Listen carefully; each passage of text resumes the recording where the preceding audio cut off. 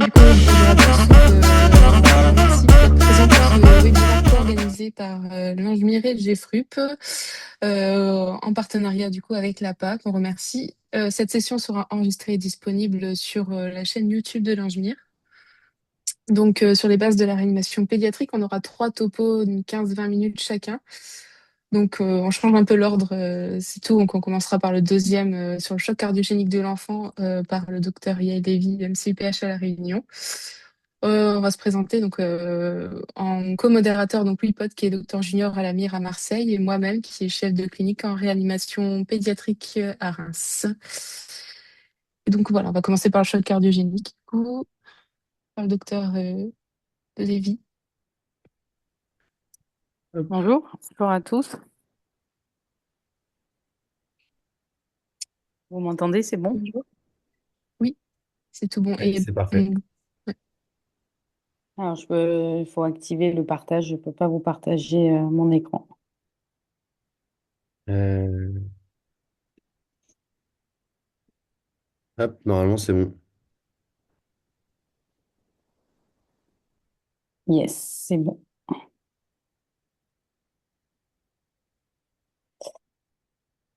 C'est bon, vous voyez l'écran? Oui, c'est tout bon. Ouais, c'est parfait. Oh, bah, parfait. Bon, bah, merci. Merci à l'Angemier, du coup, et puis au GFRUP de m'avoir convié pour ce webinaire. J'ai essayé de vous faire une brève présentation très synthétique des particularités du choc cardiogénique chez l'enfant. Donc moi, je suis Yael Lévy, comme vos collègues vous l'ont dit, hein. Je travaille en réanimation pédiatrique et cardiaque pédiatrique au CHU de La Réunion. Et c'est vrai que ce topo, je l'ai un petit peu axé sur vraiment les particularités propres aux très petits, puisque vous verrez, chez les grands, globalement, ça reprend beaucoup de choses de chez l'adulte, si ce n'est les étiologies qui sont différentes. Mais il y a des particularités pédiatriques, et notamment chez le plus petit, qui sont intéressantes, je pense, à avoir en tête. Et ben, vous n'hésitez pas à la fin si jamais vous avez des questions. Donc, tout d'abord, qu'est-ce qu'on entend évidemment par état de choc? Donc, un bref rappel, hein, c'est globalement une inadéquation entre les besoins, c'est-à-dire la VO2 en oxygène et les apports en oxygène, c'est-à-dire la DO2, qui se traduisent par une insuffisance du coup circulatoire. Et dans ce cas précis, c'est la pompe qui est défaillante, hein, la DO2. Il y a différents mécanismes importants à connaître, et notamment le système d'apport. Et donc, le système d'apport, c'est la pompe cardiaque. Et évidemment, il faut que cette pompe cardiaque, elle transporte du sang qui soit bien riche en oxygène et avec suffisamment de wagons, donc suffisamment d'hémoglobine. Et puis, tout ça doit être en adéquation avec une VO2 qui sera évidemment variable en fonction de l'état du patient, de sa température, etc. Et donc, l'objectif, c'est de satisfaire tout au long de la vie cet équilibre, avec en plus une petite marge qui permet que même si la VO2 augmente, la DO2 ne se retrouve pas très rapidement insatisfaite en physiologie. Et donc, à partir du moment où la pompe cardiaque va commencer à défaillir jusqu'à l'état de choc, c'est lorsque l'état va être complètement décompensé et où les capacités d'adaptation et d'extraction en oxygène vont être dépassées. Évidemment, ça constitue une urgence vitale et vous verrez que chez l'enfant, ils ont des mécanismes d'adaptation et puis très rapidement, les mécanismes d'adaptation vont se retrouver dépassés et donc il faut savoir reconnaître rapidement ces états de je suis en insuffisance cardiaque et puis très rapidement, je me retrouve en choc cardiogénique. Parmi les étiologies qu'il faut retenir, et notamment les étiologies particulières à la pédiatrie, et en particulier chez le plus petit, notamment le 1 mois de vie, vous allez vous retrouver, on va revoir pourquoi sur le plan de la physiopathe, avec des chocs cardiogéniques qui peuvent se retrouver sur des obstacles de la voie gauche. Vous verrez que contrairement à l'adulte qui est capable, dont le myocarde est capable de s'adapter à une post-charge, chez les plus petits, ils s'en sont incapables, et ceux d'autant plus qui sont nouveau-nés, donc on va dire les moins de 3 mois, sont incapables de s'adapter à une post-charge augmentée. Et donc tout obstacle qui apparaît au niveau du cœur gauche, que ce soit comme ici au niveau de l'isthme, c'est-à-dire une coarctation de l'aorte, ou bien complètement interrompue, ou bien une sténose de la valve aortique, vous allez vous retrouver avec un choc cardiogénique très rapidement.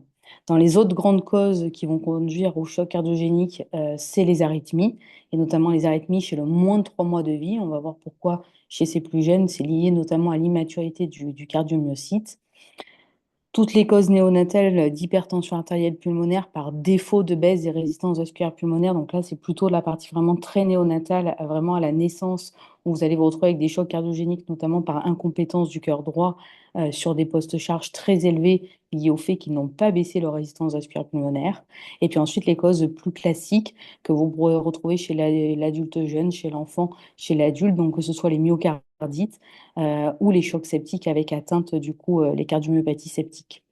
Et puis ensuite, dans les anomalies également plus rares, mais qu'il faut que vous ayez en tête, les enfants sont capables de faire des infarctus du myocarde, mais non pas à cause de la plaque d'athérome, mais tout simplement lié à une anomalie de la naissance des coronaires, et notamment de la coronaire gauche. Et c'est ce qu'on appelle l'ALCAPA, c'est-à-dire la naissance de la coronaire gauche depuis le tronc de l'artère pulmonaire. Et on pourra en rediscuter si vous avez des questions. Mais globalement, ils peuvent se présenter en bout de course avec un état de choc cardiogénique suite à la baisse des résistances vasculaires pulmonaires et puis tout au long des premières semaines de vie, voire des premiers mois de vie.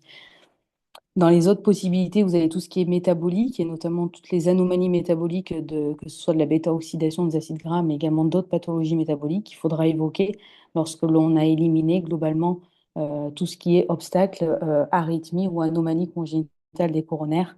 Et lorsqu'on n'a pas de contexte forcément évident, il faut penser aux causes métaboliques, ce qui est quasiment jamais le cas chez l'adulte. Alors pourquoi j'ai fait un focus sur le plus petit et notamment sur le nourrisson? Parce qu'en fait, le myocarde, c'est comme tous les autres organes, il va grandir au fur et à mesure de la vie de l'enfant et le myocarde d'un nouveau-né est complètement immature sur le plan structurel et ça va avoir de vraies conséquences derrière sur ses capacités d'adaptation. Il est différent structurellement puisque globalement, il contient beaucoup moins d'éléments contractiles, beaucoup moins de myofibrille qu'un myocarde, qu'un cardiomyocyte adulte, hein, on le voit bien la différence. Et vous avez également une architecture qui est complètement différente. Vous avez moins d'usines à production d'ATP, beaucoup moins de mitochondries, c'est beaucoup moins bien organisé.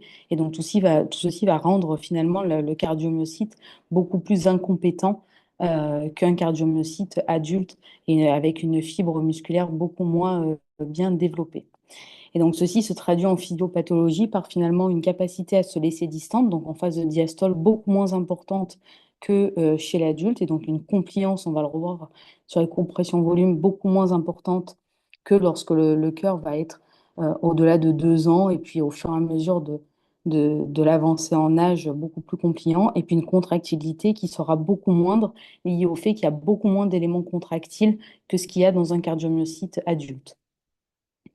L'autre inconvénient, c'est que comme vous avez l'usine à ATP et notamment la mitochondrie qui est beaucoup moins présente et beaucoup plus mal répartie au sein du cardiomyocyte, vous allez avoir finalement, en termes de capacité de contraction, une capacité qui sera beaucoup moindre et avec une dépendance extrêmement importante au calcium ionisé chez ces tout petits, puisque vous savez que le calcium, c'est un ion extrêmement important dans la contraction du cardiomyocyte. Le cardiomyocyte adulte, il y a des réserves qui se situent au niveau du réticulum sarcoplasmique. Dans le cas du cardiomyocyte, il y a des réticulums sarcoplasmiques. Les capacités internes du cardiomyocyte sont extrêmement faibles et donc il a besoin du calcium extracellulaire pour se contracter. Donc toute hypocalcémie ionisée va entraîner un effet inotrope négatif et également des troubles de la compliance chez les petits. Donc en cas de choc cardiogénique, vérifiez absolument votre calcémie ionisée. Lorsqu'on regarde les courbes pression-volume, et c'est pas pour vous embêter, mais c'est vraiment quand on comprend les courbes pression-volume, on comprend toutes les possibilités et toutes les causes du choc cardiogénique, et c'est extrêmement important en pédiatrie. Globalement, les courbes pression-volume permettent de représenter chaque cycle cardiaque et les rapports de pression et de volume d'un cycle cardiaque. Et si on prend par exemple le cycle cardiaque d'un ventricule gauche, on va avoir la première phase de diastole, vous allez avoir l'ouverture de la valve mitrale avec une première phase de remplissage passif finalement assez rapide qui va dépendre du gradient de pression qui va être généré entre la relaxation de mon VG et le remplissage de mon oreillette gauche pendant que celui-ci se relaxait, ce qui va créer un gradient de pression et donc va remplir le ventricule gauche. Puis ensuite une phase d'équilibre qui est la phase de diastasis, qui est d'ailleurs cette phase qui va se raccourcir lorsqu'on devient tachycarde. Et ensuite une phase qui est extrêmement importante chez le tout petit, qui est la phase de systole atriale, qui va permettre de remplir le ventricule gauche. Et pourquoi c'est important chez les tout petits, cette systole atriale, et donc le fait de rester en rythme sinusal? Parce que je vous ai dit, le cardiomyocyte et le myocarde néonatal a une courbe de compliance qui est extrêmement altérée. Et donc, quand on a un myocarde avec un trouble de compliance, il est très dépendant de la systole atriale pour se remplir, tout simplement parce que la pression au tout début de la diastole, où il avait dû baisser en pression, finalement, il ne baisse pas suffisamment. Et donc, le gradient de pression entre l'oreillette gauche et le ventricule gauche, elle existe, mais elle est plus faible que s'il avait une bonne compliance et qu'il s'était bien relaxé pendant cette phase-là. Ensuite, vous allez avoir une phase de fermeture de la valve mitrale, puis une phase de contraction isovolumique où la pression va monter à volume constant, puis ensuite la post-charge avec l'ouverture de la valve aortique. Dès lors que la pression devient supérieure à la pression aortique, la valve aortique va s'ouvrir et puis le volume va être vidé, c'est le volume d'éjection systolique, jusqu'au point de fermeture de la valve aortique qui va déterminer du coup différents points ici au moment où se ferme la valve aortique et qui permet de tracer une droite qui est la droite de contractilité du myocarde du ventricule gauche dans cet exemple-là, mais c'est exactement la même chose pour le ventricule droit. Et donc, ça permet de tracer une droite, si on prenait plusieurs points et plusieurs cycles, qui représente la courbe d'inotropie et qui, en fonction de son décalage, vous allez le voir, soit traduit une atteinte de l'inotropie quand c'est dévié vers la droite, soit une amélioration de l'inotropie quand c'est dévié vers la gauche. Et vous allez voir que ça a des impacts hémodynamiques importants. Et puis, vous avez également la courbe de compliance du ventricule gauche qui également détermine la capacité à se relaxer, et donc la fonction diastolique de ce ventricule gauche. Et donc, pareil, une courbe de compliance qui est déviée vers le haut, ça veut dire une altération des conditions de charge et donc une altération de la compliance. Donc, finalement, pour le même volume, je vais me remplir finalement avec des pressions beaucoup plus élevées euh, et donc, euh, et donc finalement un travail cardiaque qui va être extrêmement altéré. Donc pourquoi je vous parle de tout ça? Parce que si on trace les courbes pression-volume pour un tout petit par rapport à ce qui va être à l'âge adulte, eh ben, ces courbes-là vont être modifiées au cours du temps. Et il faut bien comprendre que le bébé va passer d'un état où le ventricule droit finalement éjecté dans le ventre de la mère à travers surtout un canal artériel et finalement très peu dans la circulation pulmonaire. Et le ventricule gauche, il avait très peu de retour par les veines pulmonaires et le principal retour qu'il avait, c'était à travers une CIA et qui est un peu le petit FOP. Et donc, globalement, à partir du moment où il va y avoir le premier cri à la naissance, les résistances vasculaires pulmonaires vont baisser, et donc le ventricule droit va se mettre à éjecter. Et ce ventricule droit, finalement, dans le ventre de la maman, il avait l'habitude finalement d'éjecter face à une post-charge qui était quand même assez importante, puisque il éjectait juste à travers le canal, alors que petit à petit, au fur et à mesure de la naissance, ben, les résistances vasculaires vont baisser, donc la post-charge du ventricule droit va baisser. Et donc, si on devait tracer en bleu la courbe d'inotropie du ventricule droit, ben, finalement, elle est quand même assez raide à la naissance, alors que petit à petit, au fur et à mesure qu'on va s'éloigner, elle va devenir de plus en plus déviée vers la droite, de telle sorte que le ventricule droit, et vous le savez, ne supporte pas à l'âge adulte l'augmentation de la post-charge de celui-ci. Et donc, vous allez avoir très rapidement des différences du cœur droit dès lors que la post-charge augmente en aigu. Pour ce qui est du ventricule gauche, c'est l'inverse. C'est-à-dire que le ventricule gauche, finalement, il avait l'habitude d'éjecter sur des résistances vasculaires systémiques du bébé qui étaient plutôt très basses parce qu'il y avait les prostaglandines maternelles et donc c'était extrêmement bas.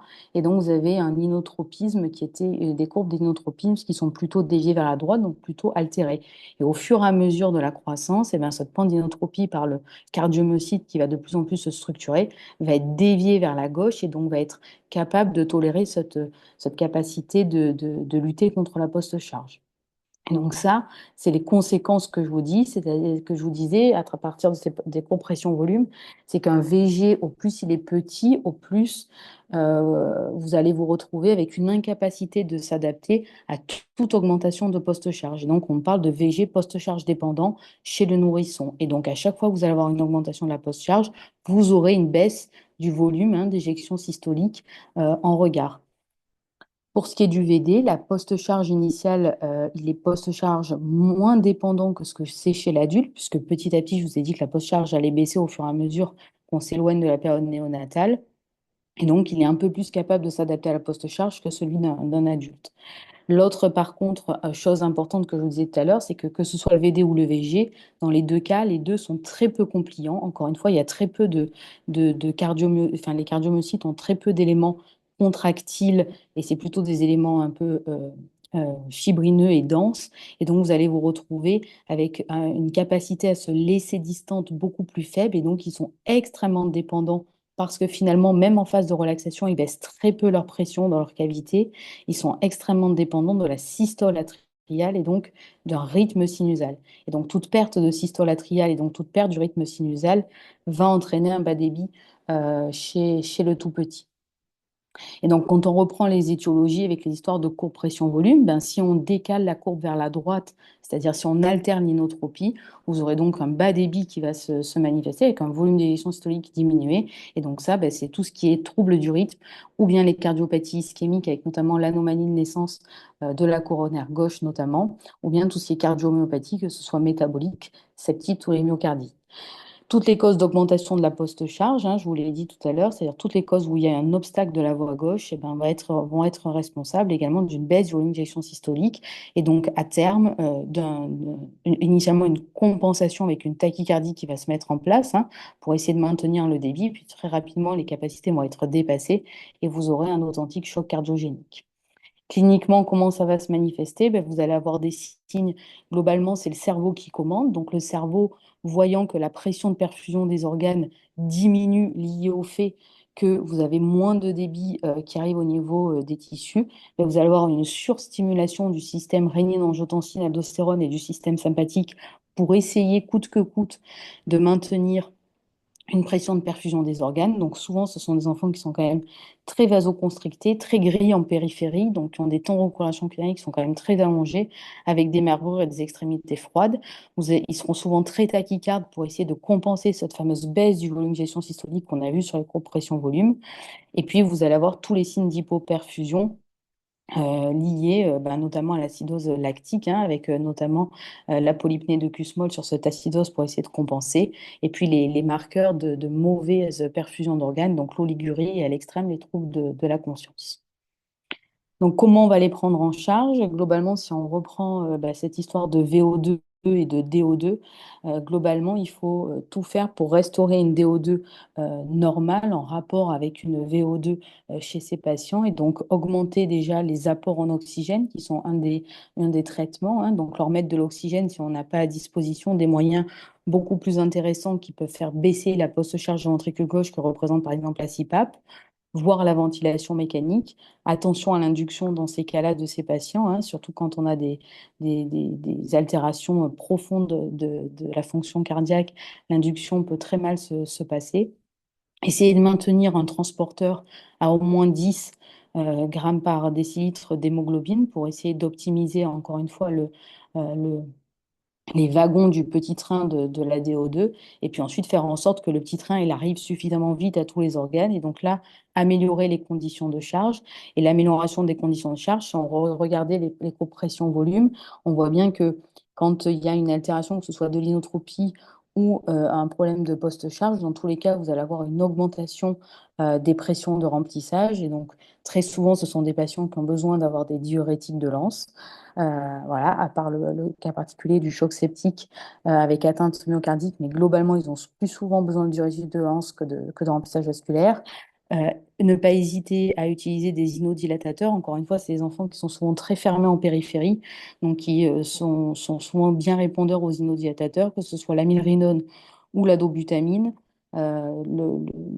Par expérience, ceux qui font surtout de l'adulte utilisent beaucoup plus la dobutamine. Et puis, c'est des histoires d'équipe et d'école. Donc, dobutamine ou mérinone, peu importe en soi en pédiatrie. Euh, et puis, si ça ne suffit pas, on a tendance à associer, notamment quand on a de l'amylrinone, quand on utilise l'amylrinone, un innoconstricteur qui est l'adrénaline, mais à petite dose, ce qui est quasiment jamais fait chez l'adulte. Euh, et qui est utilisé pour avoir également un effet sur la voie bêta-1, puisque l'amylrinone, c'est un inhibiteur des phosphodiestérases de type 3, et donc ça agit en intracellulaire quand l'adrénaline va aller stimuler le cardiomyocyte sur ces bêta-récepteurs. Et donc globalement, souvent, l'association mylrinone-adrénaline permet quand même de récupérer une une contractilité, une compliance myocardique assez rapidement chez ces enfants, évidemment en associant l'oxygénothérapie et le maintien d'une hémoglobine plutôt correcte.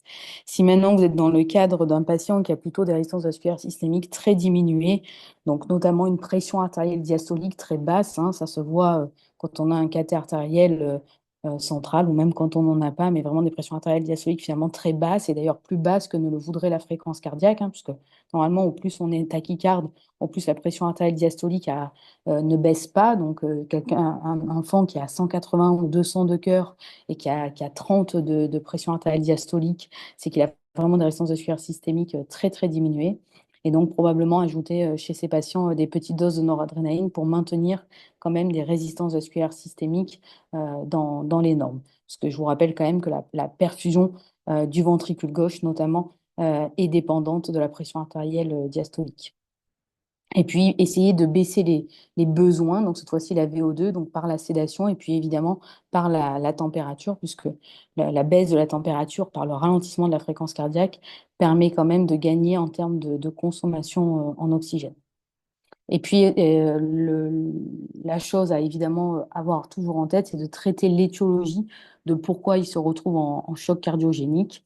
Et donc, pas hésiter à faire des recherches multiples, que ce soit pour les myocardites ou un ECG ou une écho-cœur à la recherche d'un obstacle du cœur gauche quand ils sont tout petits, faire des tropos, monitorer ces patients.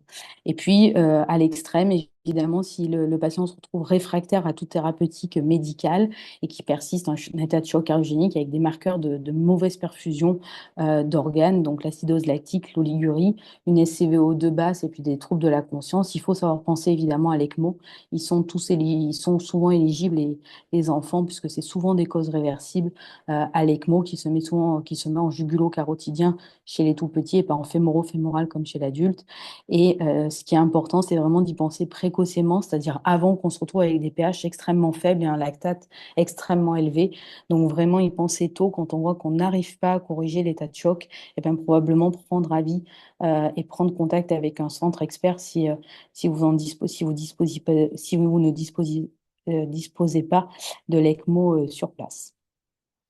Enfin, pour terminer, juste un cas particulier qui est la TSV pour lequel j'ai participé au RFE qui vont normalement sortir ce mois-ci ou enfin d'ici la fin de ce mois-ci, qui est la cardiomyopathie rythmique et la TSV. Il faut savoir que la TSV de l'enfant, lorsqu'il se retrouve en état de choc cardiogénique sur une TSV, parce que par exemple, il se retrouve à 300 par minute, le dernier, moi, à titre personnel que j'ai eu était à 317, effectivement, il se retrouve très rapidement au choc cardiogénique. À ce moment-là, le traitement, c'est déjà de prendre en charge le choc cardiogénique chez ces patients et donc de le traiter comme tel, c'est-à-dire optimiser la délivrance en O2, optimiser les apports en oxygène, optimiser la fonction cardiaque avec des inotropes. Et ensuite, va se poser la question, est-ce que j'ai une cardiomyopathie rythmique ou pas? Pour ça, globalement, quand on n'est pas cardiopédiatre et qu'on ne peut pas mesurer un DTDVG pour savoir si on est supérieur ou pas à 2 Z-score, c'est déjà est-ce que j'ai une énorme cardiomégalie à la radio ou pas. Ça, globalement, c'est accessible à peu près à tout le monde. Et si je suis dans un cas où j'ai une cardiomyopathie rythmique, alors auquel cas, il faut prendre le parti de ralentir ces patients et de ne pas les réduire. Parce que le risque, c'est qu'à la réduction, s'il y a une cardiomyopathie rythmique, ils fassent l'arrêt cardiaque. Donc, c'était toute l'idée de ces RFE. Donc, si j'ai une TSV, est-ce que j'ai une cardiomyopathie rythmique ou pas? Si c'est le cas, il faut les ralentir. Et donc, ne pas hésiter à mettre de l'amiodarone IVSE sur 24 heures. Pas de bolus, hein, qui est notrope négatif et qui sera très mal toléré au risque d'un arrêt cardiaque, mais vraiment sur 24 heures à 10 mg kilo jour. Et à l'inverse, si vous n'avez pas de cardiomyopathie rythmique, alors à ce moment-là, vous pouvez le réduire quasiment en toute sécurité, que ce soit par voie médicamenteuse, et si ça ne suffit pas, en faisant un choc électrique externe synchronisé à 2 joules kilo. Voilà, donc je vous ai un petit peu résumé les choses là, c'est-à-dire que globalement, c'est évidemment une urgence vitale comme chez l'adulte. Les étiologies sont bien différentes puisqu'il faut penser notamment chez le tout petit, le moins d'un mois, aux obstacles du cœur gauche et notamment à la coarctation de l'aorte. Pas oublier qu'il existe des causes ischémiques chez le nourrisson et même chez l'enfant par anomalie de naissance ou de trajet des coronaires. Également penser aux causes rythmiques des tout petits, pour lesquels le myocarde est tellement immature que dès qu'ils vont être à 250 de fréquence cardiaque, ils vont très vite épuiser leur réserve énergétique mitochondriale et donc très vite se mettre en choc cardiogénique. Les causes infectieuses myocardiques ou choc septique avec atteinte cardiaque, et puis tout ce qui est cause métabolique ou génétique auquel il faut penser et pour lequel il faut faire un certain nombre de dosages. Le traitement consistera toujours à augmenter la DO2, que ce soit par les méthodes simples que de l'oxygène, idéalement plutôt une CPAP pour essayer de baisser la post-charge du ventricule gauche, voire la ventilation mécanique, mais attention à l'induction chez ces patients avec une grosse défaillance cardiaque. Utiliser des inodilatateurs plus ou moins associés avec de l'adrénaline, et puis ne pas hésiter à penser à l'ECMO précocement pour éviter de les brancher en grande acidose et en grande souffrance, sachant qu'encore une fois, chez les plus petits, l'ECMO se mettra en jugulo-carotidien avec la ligature d'une carotide. Donc un cerveau qui est déjà en grand bas débit, aller ligaturer une carotide dans ces conditions, c'est souvent pas forcément une bonne idée. Et puis, dans le cas particulier du choc cardiogénique sur TSV, il faut traiter le choc cardiogénique chez ces patients et ensuite rechercher une cardiomyopathie rythmique. Et si elle est présente, prendre le parti de ralentir ces patients et non pas de les réduire. Voilà, je vous remercie. Merci beaucoup, Yael, pour ce topo. On a déjà une question dans le chat. Du coup, bonsoir. Est-il possible de revenir sur l'explication du pourquoi il ne faut pas réduire une cardiomyopathie rythmique? Parce que le risque sur une cardiomyopathie rythmique installée, c'est-à-dire en fait un ventricule gauche une cardiomyopathie rythmique, c'est globalement un ventricule gauche et droit qui ont vidé leur réserve énergétique. Donc globalement, à partir du moment où on va les réduire, le risque, c'est qu'ils fassent l'arrêt cardiaque, puisque globalement, il y aura plus d'une fréquence cardiaque complètement adaptée, avec en fait derrière une pompe cardiaque qui a un inotropisme, avec une courbe qui est complètement déviée à droite, et donc une incapacité derrière d'assurer un débit, et donc ils font l'arrêt. Merci. Et du coup, je Et- complète la question. Est-ce que c'est la cardiomyopathie rythmique, c'est un peu comme chez l'adulte? Est-ce que c'est une bonne indication d'assistance assez précoce, Oui, notamment s'ils sont difficiles à ralentir pour pouvoir, par exemple, les choquer sous en toute assistance? sécurité, oui, tout à fait. C'est-à-dire que globalement, et c'est ce qu'on a mis dans les recommandations, c'est-à-dire que l'urgence, elle est traiter le choc cardiogénique en urgence. Et ensuite, si rapidement, avec le traitement du choc cardiogénique et en essayant de le ralentir, on n'y arrive pas, effectivement, il faut penser rapidement à l'ECMO. Parce qu'encore une fois, c'est une cause qui est facilement réversible et qu'à partir du moment où on réverse la cause, ben, c'est une ECMO qu'on va sevrer rapidement. Ok. Moi, j'ai une question. Quand on a du coup, une TSV en périphérie, euh, avec comment? Une cardiomyopathie, est-ce qu'on traite déjà le choc, qu'on ralentit pas forcément en attendant qu'il arrive chez nous? Ben, il faut traiter l'état de choc. En fait, ce qui est vraiment Ouais. l'urgence, c'est de traiter l'état de choc et après essayer de voir est-ce qu'il y a une cardiomyopathie rythmique ou pas. Et dans les recos, on est resté assez large parce que les seuls critères, enfin, un des gros critères, c'était le Z-score supérieur à 2 Z-score. Le problème, c'est qu'en périphérie, justement, on n'arrivera pas à Mm. l'avoir et donc on a fait passer cardiomégalie présente à la radio, oui, non, en considérant que la radio, globalement, était accessible à n'importe qui en périphérie. S'il y a une cardiomégalie, il faut prendre le parti de la ralentir. Dans l'idéal, s'ils peuvent commencer un traitement par cordarone IVSE sur une voie dédiée, en leur préconisant, et d'ailleurs on a fait tout un tableau dans les recommandations sur comment les diluer sur VVP, parce que ce qui est important, c'est pour la cordarone, parce qu'en France, on est très angoissé sur la cordarone IV, et voilà. Mais par exemple, au Canada, avoir travaillé avec les Canadiens sur les RFE, ils n'ont pas du tout cette angoisse. En fait, ce qui est important, c'est le niveau de dilution de la cordarone. Donc, c'est important que la dilution de la cordarone ne dépasse pas 2 milligrammes par millilitre. Et ensuite, la vitesse d'administration. Et donc, c'est pour ça que c'est sur 24 heures. Et quand ces deux choses-là sont respectées, il n'y a pas de problème avec la cordarone IVSE. Donc, même en périphérie, à condition que la personne au bout du fil ait bien compris ces deux précautions-là, pour moi, il n'y a aucun problème à le débuter en périphérie.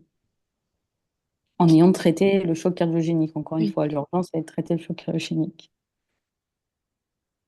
merci.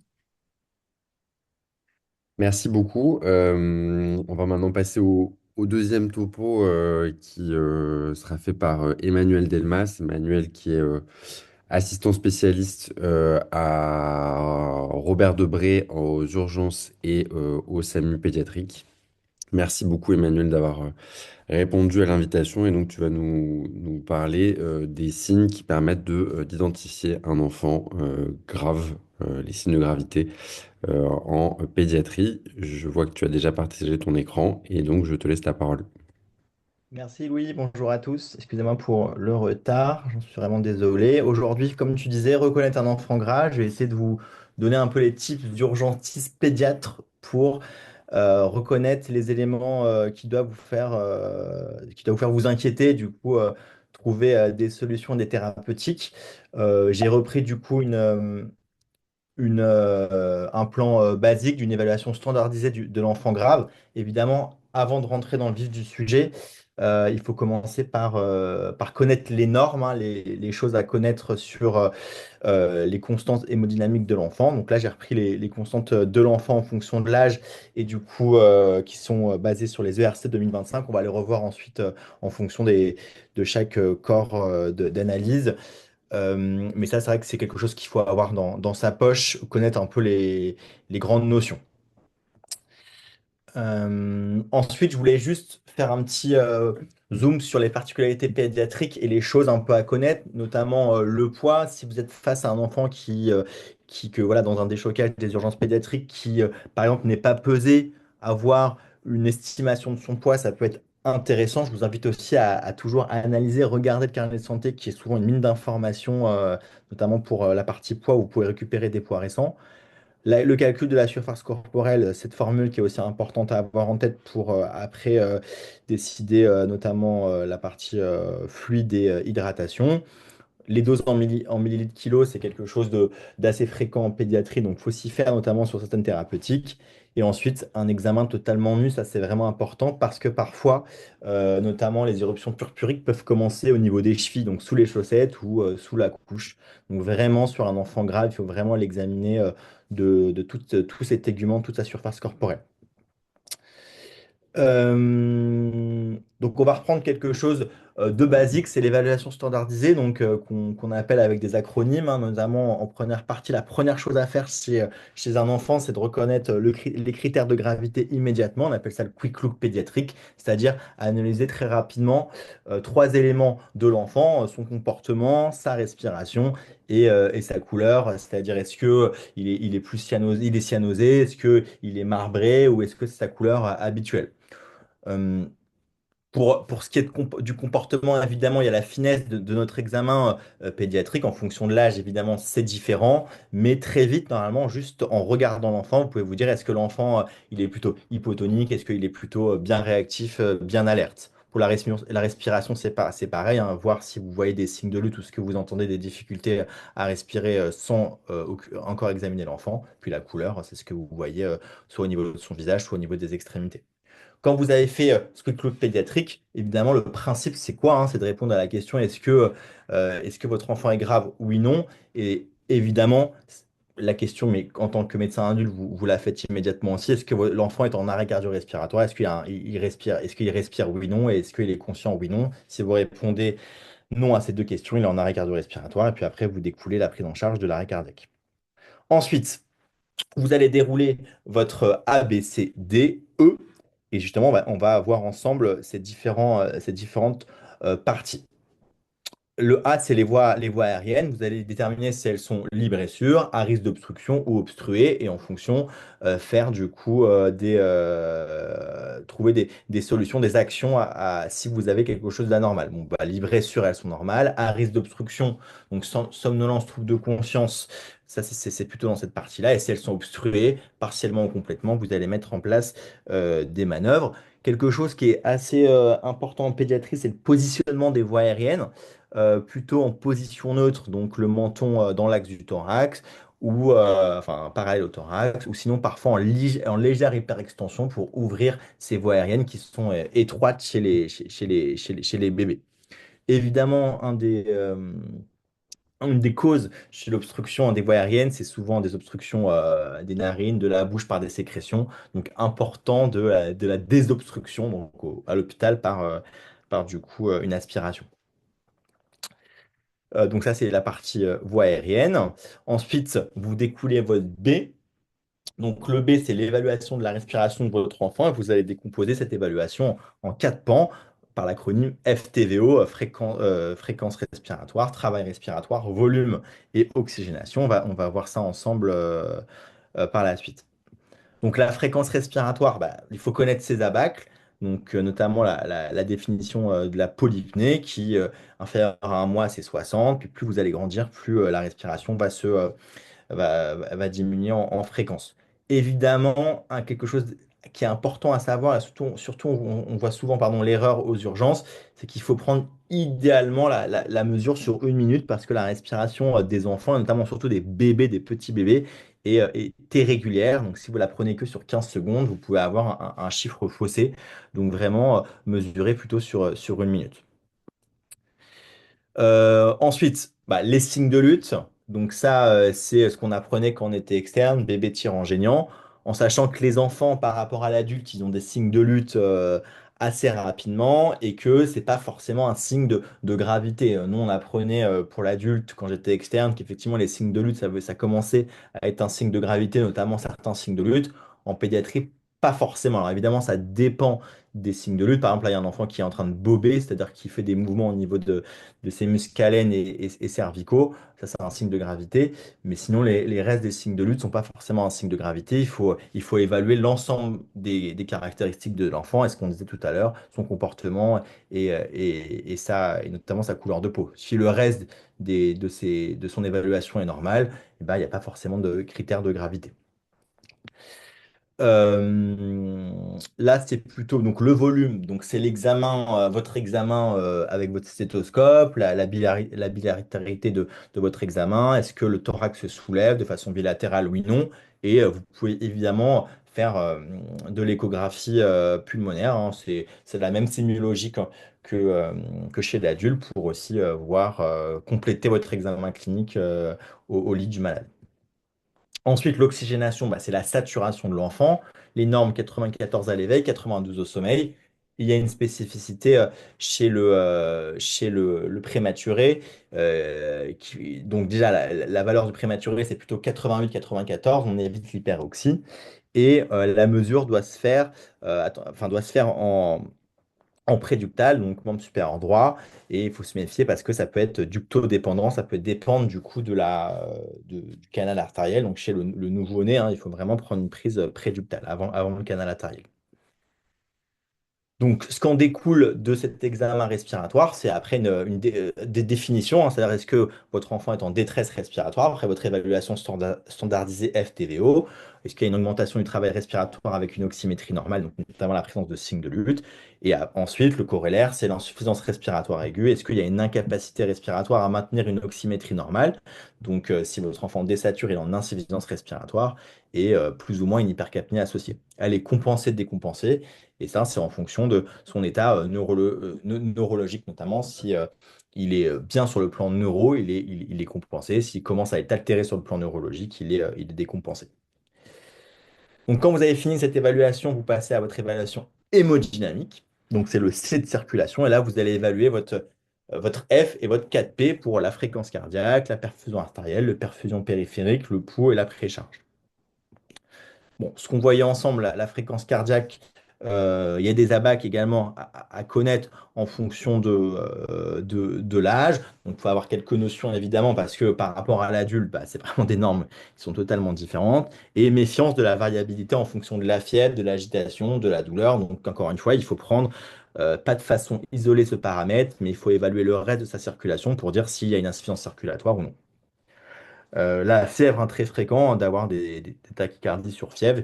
Il y a des formules correctrices en fonction de la température, mais qui ne sont pas forcément très fiables. Donc, moi, je ne les utilise pas. Ensuite, la pression artérielle. Donc, pareil, vous avez des ABAC en fonction de l'âge. Donc, il faut connaître certaines notions. en sachant que l'hypotension, hein, c'est un signe qui est tardif sur une décompensation circulatoire, donc c'est un signe qui est tardif, donc il faut essayer hein, d'agir en amont de cette hypotension, parce que souvent quand l'enfant devient hypotendu, on est un peu déjà en retard sur la prise en charge. La perfusion périphérique, du coup, c'est le temps notamment de recoloration cutanée que vous faites au niveau du thorax. Vous appuyez au niveau du thorax 5 secondes, vous relâchez et vous comptez combien de temps la peau se recolore. Et un TRC normal, un temps de recoloration cutanée normal, c'est inférieur à 2 secondes. Méfiance aussi des marbrures, hein, qui peut être un signe d'insuffisance circulatoire. Mais attention, chez le nouveau-né, chez le bébé, hein, c'est jamais facile. Parfois, il y a un livédo physiologique, une immaturité des capillaires périphériques qui est physiologique et qui n'est pas forcément un signe d'insuffisance circulatoire. Donc, si le parent vous dit, bah, écoutez, docteur, il est comme ça comme d'habitude, ou quand il fait de la fièvre, il est comme ça. C'est plutôt rassurant. Et puis évidemment, c'est un faisceau d'arguments. Si le reste de votre C est normal, de façon isolée, vous n'en ferez pas grand-chose. Donc les poux hein, centro-périphériques, en fonction de l'âge, soit en fémoral, soit en numéral pour le central, et en périphérique, on prend pas mal le pédial et le radial. Donc ils sont palpés, soit ils sont non palpés, soit ils peuvent être filants. La précharge, bah ça c'est pareil hein, que l'adulte. L'hépatomégalie, effectivement, on peut la voir cliniquement. Parfois pas évident chez le bébé, notamment quand il est en détresse respiratoire avec la polypnée. Les crépitants, la turgescence jugulaire, qui n'est pas forcément visible chez le petit. Encore une fois, on peut utiliser l'échographie, pareil, pour voir l'état de la fonction myocardique. Et pareil, en découle votre évaluation circulatoire, une insuffisance circulatoire qui est compensée. Donc ça veut dire que vous avez deux des cinq critères qu'on a vus qui est anormal, et elle est décompensée s'il existe, du coup, on disait une hypotension, ou s'il y a des troubles de la vigilance associés. Ensuite, pour finir cette évaluation, vous allez évaluer votre état neurologique et savoir si votre enfant, comment évaluer de façon standardisée la neuro de votre enfant, l'état neurologique de votre enfant. Alors nous, on utilise un acronyme qui ressemble un peu à un Glasgow, mais du coup qui est plutôt plus facile, hein, qui est en quatre termes, AVPU, je ne sais pas si vous connaissez. En gros, c'est juste savoir si l'enfant euh, réagit de façon normale, il est alerte, est-ce qu'il réagit quand on lui parle, est-ce qu'on lui réagit quand on lui fait mal ou est-ce qu'il ne répond pas. Donc c'est vraiment classé en quatre pans l'état de conscience de votre enfant de façon facile. Et c'est quand même plus facile que Glasgow pédiatrique, qui est assez compliqué en fonction de l'âge. Les autres éléments qu'on voit, hein, c'est tout ce qui est mouvement anormaux, les pupilles, la glycémie, et je vous ai mis la fontanelle antérieure, qui est du coup quelque chose qu'on analyse généralement, enfin, qu'on analyse chez les bébés, hein. Elle se ferme entre 9 et 18 mois, et du coup, ça peut être un reflet notamment d'HTIC, d'une HTIC si elle devient bombante. Donc, il faut que vous palpiez des fontanelles pour vous habituer à avoir la fontanelle normale, et quand vous aurez une pathologie, bah, du coup, vous pourrez vous orienter sur l'étiologie de votre enfant, de pourquoi il est, pourquoi votre enfant est grave. Bon, les pupilles, c'est classique, hein, vous évaluez la réactivité, pensez évidemment à tout ce qui est glycémie. Ensuite, alors ça, c'est pour compléter l'évaluation d'un enfant grave, c'est pour rien oublier, c'est les choses parfois qu'on fait pas très bien, mais qui sont en fait hyper importantes, c'est l'anamnèse, l'histoire de la maladie.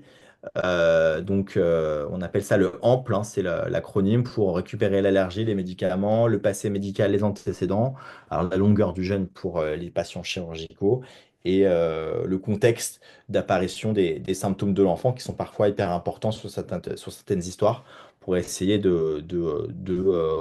enfin, comprendre ce qui se passe à cet enfant et pourquoi c'est un enfant qui est grave. Voilà, merci. Je ne sais pas si vous aviez des questions. Je suis tout à vous pour répondre à vos questions.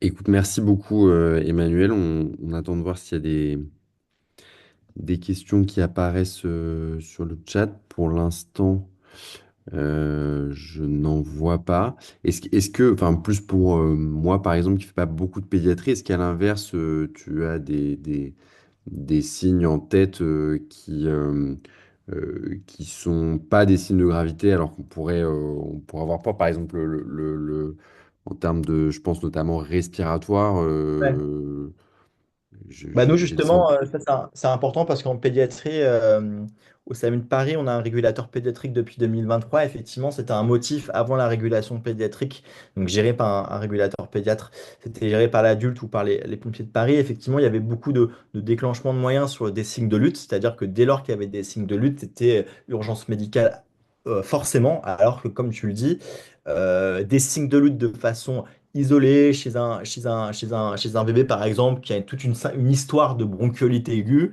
qui va très bien, qui mange bien, qui a juste des signes de lutte, mais qui gazouille, qui est souriant, qui est bien tonique, ben effectivement, ça, c'est plutôt rassurant. Donc, c'est toujours l'importance de voir les trois spectres de l'enfant, hein, son comportement, sa coloration de peau, sa respiration, et puis après, essayer de, euh, de voir si cet enfant est grave ou non sur de la respi chez un enfant de façon isolée, si le reste est plutôt bien, on est plutôt rassuré, il faut une consultation, mais pas forcément, c'est pas forcément un enfant grave comme je le présentais tout à l'heure. Pareil, sur les signes de lutte, on décrit souvent le balancement thoraco-abdominal qui est un signe plutôt terminal chez l'adulte. Chez l'enfant, c'est pas forcément le cas chez le jeune enfant. Ok, merci beaucoup pour ces précisions. Et juste une petite question, parce que tu l'avais mis en iconographie, vous aussi, vous avez tendance à utiliser, j'imagine, de plus en plus l'échographie, mais est-ce que vous le faites aussi en préhospitalier pour aider l'examen clinique, ou pour l'instant, vous n'avez pas trop cette habitude? Si, si, l'échographe, il est rentré dans l'UMH du SMUR Robert Debré depuis une dizaine d'années. Alors, nous, on a une spécificité, c'est que du coup, on a des outils pédiatriques pour le matériel dans l'UMH. Et les échographies, elles sont vraiment faites pour les adultes au début portatifs, je parle. Donc, on a deux matériels différents, mais si on l'utilise depuis longtemps, notamment pour la partie néonatale, où c'est vraiment important quand on intervient en maternité pour des fois réorienter le diagnostic, hein, savoir si c'est plutôt respi, si c'est plutôt cardiaque, notamment sur les détresses respi néonatales. Jusqu'à preuve le plus souvent c'est respi, mais parfois c'est cardiaque. C'est pas vu en anténatal. Et des fois on peut réaxer le diagnostic et du coup après orienter au centre expert qui est Necker à Paris. Et du coup, ça a un intérêt pour la néonate. Mais après, pour les autres interventions, c'est toujours bien d'avoir du coup un autre appareil plus mobile pour tout ce qui est fast écho et écho au lit du malade. Donc, si on le fait régulièrement, comme chez l'adulte d'ailleurs, et c'est vraiment hyper utile. Comme tu le dis, c'est une prolongation de notre examen clinique et ça permet voilà, d'avancer sur l'enfant et sur son diagnostic quoi, et sa prise en charge. Ok, merci beaucoup, Emmanuel. Et pas de souci, avec plaisir.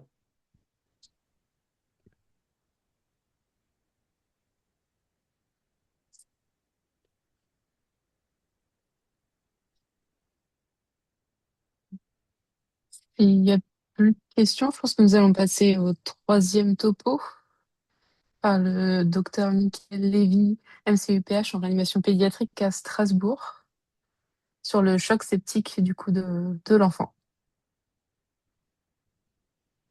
Bien, bonsoir à tous, vous m'entendez bien? Oui, c'est tout bon. Ok. Eh ben, merci beaucoup pour l'invitation. Donc, moi, je vais terminer cette session pour vous parler du choc septique chez l'enfant. Euh, on va commencer par un peu d'épidémie sur le sepsis pédiatrique. Je vais se faire assez succinct, mais c'est juste pour vous donner quelques notions. Donc, ça reste un problème majeur de santé publique et dans les réanimations pédiatriques, c'est une grosse partie de notre recrutement, les sepsis de l'enfant. Donc, là, c'est les données d'une étude qui avait été publiée dans le Lancet en 2020. Et vous voyez qu'en 2017, il y avait 50 millions de sepsis dans le monde et la moitié des sepsis, plus de la moitié était chez les enfants. Et parmi les 11 millions de décès cette année-là, un tiers concernait l'enfant. Et finalement, c'est surtout l'enfant de moins de 5 ans qui représente 42% des cas de sepsis et un quart des décès. Donc c'est une problématique majeure et évidemment, il y a des disparités selon les niveaux de soins, hein. On voit qu'il y a beaucoup plus de sepsis pédiatriques aussi dans les pays en voie de développement, mais c'est un problème qui nous touche tous. Donc, quel est le pronostic du sepsis pédiatrique pour vous donner quelques notions par rapport au sepsis adulte? Ça, c'est des données. Il y a deux grandes études qui avaient été faites dans les années 2015. Il n'y en a pas eu depuis et il y en a une qui va recommencer cette année. Une étude de prévalence un peu sur le sepsis qui avait été faite dans 130 réanimations de 26 pays, donc de tout niveau de revenu. Et vous voyez que la mortalité des chocs septiques pédiatriques était d'à peu près un quart. Et donc là, ça prenait en compte vraiment plusieurs des pays avec des niveaux de revenus très différents. Si on prend dans les pays à niveau de revenus élevés, donc qui se rapprochent de chez nous, il y a les Australiens et les Néo-Zélandais qui publient beaucoup sur le sepsis pédiatrique, qui avaient repris les données de leur grande base de données. Et donc vous voyez que dans ces pays avec niveau de revenus un peu plus élevé, accès à des soins de réanimation un peu plus poussés, la mortalité de sepsis, choc septique, c'était un patient sur 10, et puis choc septique 15%, et c'est ce qu'on retrouve dans les données actuelles en France. Donc, ce qu'il y a à savoir pour le sepsis pédiatrique, c'est que, finalement, les patients, ils vont mourir dans les premières 24 heures pour la majorité. Donc, ça va assez vite. Un enfant gravement malade, comme l'a un peu introduit mes deux autres collègues, il y a des signes qui vont s'installer et il va aller vite mal, mais il peut aller aussi vite bien dans un sens comme dans l'autre.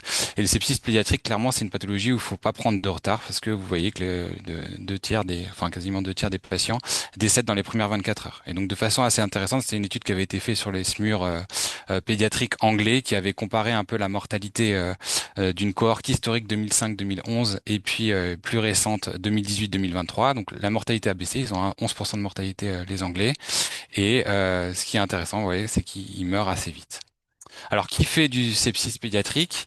De plus en plus, en fait, on avait l'idée à l'époque du sepsis pédiatrique qui était le purpura fulminans de l'enfant qui allait bien, qui attrapait un méningo et qui mourait. Maintenant, l'épidémiologie s'est quand même grandement modifiée. Ça, c'est les données d'une étude, une grosse étude australienne sur des chocs septiques admis en réanimation pédiatrique. Et donc, voilà, le but de l'étude n'était pas de vous montrer, le but n'est pas de vous décrire cette étude, mais de vous montrer un peu la population des patients pédiatriques qui arrivent en réanimation pédiatrique pour des chocs septiques. Et on voit que dans cette cohorte, vous voyez, 65%, deux tiers des enfants ont moins de 4 ans et quasiment la moitié moins d'un an. Donc c'est des petits nourrissons avec toutes les particularités physiologiques qu'ont énoncé mes prédécesseurs. Et de façon très importante, voilà, au moins un patient sur deux a une comorbidité sous-jacente. On a de plus en plus d'enfants avec des maladies chroniques. Et donc un patient sur deux qui vient en réanimation pour un sepsis a une maladie chronique sous-jacente. Donc 15% d'immunodéprimés. Et ça se modifie. Donc, vous voyez, c'est l'étude que je vous ai montrée avant de façon intéressante. En 2005-2011, c'était 13%, et là maintenant on est à 50%. Donc c'est vraiment quelque chose qui se modifie. On a de plus en plus d'enfants comorbides. Alors, quel est le point d'appel de ces sepsis pédiatriques et est-ce qu'ils sont tous documentés? Donc ça, c'est les résultats de la grande étude que je vous avais montré avant. Et vous voyez que le premier point d'appel infectieux chez l'enfant et responsable de sepsis, c'est la porte d'entrée respiratoire, hein, quasiment un patient sur deux dans cette cohorte, avec des infections, des bactériémies sans point d'appel en second, et puis ensuite tous les autres foyers infectieux représentés de façon un peu plus éparse. Et vous voyez que c'est que documenté dans 65% des cas, donc d'où la nécessité de faire des bons prélèvements microbiologiques. On va y revenir après. Dans une étude européenne qui avait été faite dans 52 réanimations européennes hors France, mais il y avait plein de pays européens qui ont participé, vous voyez, là aussi, c'était pour vous montrer que la documentation dans cette étude qui avait été faite dans des pays à haut niveau de revenus avec beaucoup de moyens de diagnostic, la documentation a été faite que dans 54% des cas. Donc là encore, on n'attrape pas toujours l'agent infectieux responsable. On a mis en place en France depuis 2024 une étude observationnelle, un observatoire des infections bactériennes communautaires admis en soins critiques pédiatriques qui maintenant, donc ça c'était les données 2024 de 26 réa, mais maintenant il y a quasiment la totalité des réanimations qui participent à cet observatoire. Et vous voyez qu'en 2024, on avait 900 infections bactériennes communautaires et parmi celles-là, on avait 263 patients qui étaient admis pour sepsis ou choc septique. Et on retrouve dans les données françaises, vous voyez, le premier point d'appel qui est les infections respiratoires. Et ensuite, on a les infections neuroméningées qui sont encore bien présentes dans 27% des cas. Et puis après, les septicémies sans point d'appel, les infections ORL, beaucoup d'infections à point d'appel ORL aussi chez l'enfant, et les infections abdominales pour 10%. Et en termes de microbiologie, ça c'est encore une fois, c'est exclusivement communautaire, mais vous voyez, on a toujours pneumocoque et méningocoque qui sont des germes importants responsables d'infections bactériennes communautaires chez l'enfant, et le staph qui maintenant arrive en première position des agents infectieux responsables. Et puis on a du streptoa aussi avec une grosse épidémie qu'on a eue il y a 2-3 ans, et Escherichia coli et Haemophilus dans les principales bactéries responsables. Donc ça, c'était juste pour vous donner un aperçu rapide. Le but n'était pas de faire très long sur l'épidémiologie. Maintenant, on va voir quelles sont les définitions chez l'enfant et comment le diagnostiquer. Alors, évidemment, le sepsis, c'est ce concept d'un agent pathogène qui va être variable selon son espèce, sa quantité, sa virulence, et qui va rentrer en contact avec un autre. Mais ça, c'est comme chez l'adulte, hein, qui va être différent en fonction de son âge, de son environnement, de sa génétique et de ses traitements et de ses maladies chroniques. Et le sepsis, ben, ça va être cette réaction inappropriée de l'hôte à l'infection avec une réaction qui va mener à une défaillance d'organes, qui va menacer le pronostic vital avec ce que vous connaissez, qui est pareil que chez l'adulte, hein, la dysfonction endothéale, mitochondriale, le phénomène d'inflammation systémique et puis les phénomènes microthrombotiques. Et donc là, ce concept de réaction inappropriée de l'hôte menant à une défaillance d'organes a été bien mis en évidence dans les dernières recommandations adultes de 2016 hein, sur le diagnostic que vous connaissez. Et puis en pédiatrie, on a eu beaucoup de temps avant d'avoir des définitions qui prenaient vraiment en compte cette notion. Et elles ont été publiées en 2024. Et je vais vous en parler un peu rapidement, juste pour voilà. Ça, c'est ce que vous avez vous chez l'adulte, un patient qui est suspicion d'infection. Vous avez le Quick SOFA qui permet déjà de catégoriser les patients avec un check rapide avec la fréquence respiratoire, l'état mental altéré et la pression artérielle systolique. Et donc là, bon, ce qu'a dit Emmanuel, c'est que la pression artérielle, elle est maintenue assez longtemps normale chez l'enfant et qu'il peut avoir tous les signes de mauvaise perfusion. Et donc ça, c'était pas transposable à la pédiatrie. Et puis le score SOFA. Donc en pédiatrie, on a encore une fois développé un autre score qui a été publié en 2024. Donc ça a été fait à partir de données de plus de 3,5 millions d'admissions hospitalières. Donc c'était surtout aux États-Unis et dans quelques pays en voie de développement, Bangladesh, Colombie, Chine. Le but étant d'avoir une définition qui puisse être applicable dans tous les niveaux de soins. Et puis, le score qui a été développé était cherché comme étant associé à la défaillance d'organes et à la mortalité, en regardant les défaillances d'organes qui étaient associées à la mortalité. Et donc, c'est le même principe qu'avec votre QT-SOFA. On suspecte un sepsis et on, on évalue le score de dysfonction d'organes, qui est le score de Phoenix, parce que ça a été présenté à la conférence de Phoenix. Et s'il est supérieur ou égal à 2, eh ben, on a des critères pour avoir un sepsis. Et puis, choc septique va être défini si on a des critères de sepsis et que dans le score cardiovasculaire, on a un score supérieur ou égal à 1. Donc, je vais vous montrer cette définition. Voilà, c'est un score qui finalement se voulait assez simple puisque intéressant les quatre fonctionnements, la respiration, le cardiovasculaire, le neuro et il y a un peu de coagulation. Donc, c'est un des paramètres biologiques de ce score avec le lactate. Et donc, on parle de sepsis si on a une infection suspectée et 2 points de ce score et de choc septique si on a un sepsis et supérieur ou égal à 1 point dans le score cardiovasculaire. Et donc, dans le score cardiovasculaire, on a la présence d'un médicament vasoactif. Donc déjà, il faut avoir le traitement pour coter le patient en choc septique. La lactatémie, le cutoff a été mis à 5, c'est ce qui a été vraiment le plus associé à la mortalité. Et les pressions artérielles, croyez-moi sur parole, mais c'est des valeurs très très basses pour l'enfant, donc déjà un choc septique assez avancé. Alors, cette nouvelle définition pédiatrique a beaucoup fait parler. En fait, l'idée de tout le monde, c'est d'avoir une définition qui puisse servir à la fois pour catégoriser les patients, servir pour les études, mais aussi détecter les patients précocement. Et donc, il y a eu plein d'études qui ont montré, ça c'est un exemple d'étude qui a montré la validité externe de ce score. Donc, ça a été fait encore une fois dans le réseau néo-zélandais et australien. Ils ont, sur plus de 6000 patients admis pour sepsis ou sepsis communautaire, regardé si ce score était bien corrélé avec la mortalité et la mise en ECMO précoce. Donc, effectivement, plus le score augmente, plus les patients meurent. Donc, il a été validé pour ça. Mais les limites de ce score, c'est que dans leur cohorte, mais il y avait très peu, et c'est ce qu'on retrouve, il y a peu de patients qui atteignent finalement les critères alors qu'ils ont un sepsis. Et donc ça, c'est une des limites de ce score. Il peut y avoir des données manquantes puisque vous avez vu qu'il y a de la biologie. Et puis finalement, c'est un score qui est pas très efficace pour prédire la mortalité à un plus long terme, à 3 mois. Et le point majeur, c'est que c'est pas du tout aidant pour le diagnostic, pour détecter précocement les patients. Mais en fait, finalement, chez l'adulte, les nouvelles recommandations qui sont sorties il y a 2 semaines remettent aussi un peu en question le Quick SOFA comme élément seul pour catégoriser un patient adulte qui a un sepsis comme moyen de détection. Et donc, euh, le problème de ce score, c'est qu'effectivement, le patient, donc je vous ai parlé d'un peu de purpura fulminans tout à l'heure, voilà, un patient avec un purpura fulminans, intubé, ventilé, en réanimation, ce patient, quand il arrive, qu'il est déjà grave à la base, mais il n'y a pas de problème, il va avoir les critères.